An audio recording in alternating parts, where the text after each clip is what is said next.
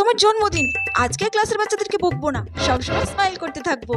ক্লাসের বাচ্চারা কত সুন্দর সাজিয়েছে, ওরা আমাকে এত ভালোবাসে আর আমি শুধু শুধু ওদেরকে বকি। আজকে ইচ্ছে করে আমি এত বড় ব্যাগ নিয়ে এসেছি, আজকে কেউ না কেউ তো আমাকে কিছু না কিছু গিফট দেবে। এই তো আমি এখন অফিস রুমে যাবো আর টিচাররা আমার কাছে পার্টি চাইবে।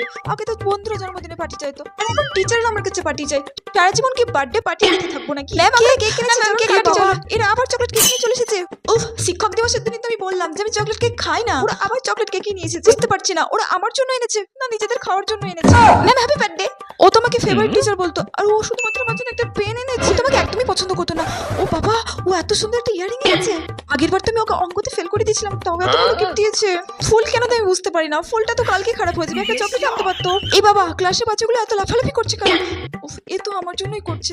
উফ, আমি তো ওদেরকে কিছু বলতেও পারছি না, আমি বিশ্বাসই করতে পারছি না ক্লাসের বাচ্চাগুলো আমাকে এতটা ভালোবাসে। এটাও তো হতে পারে ওরা ক্লাস করবে না বলে করছে।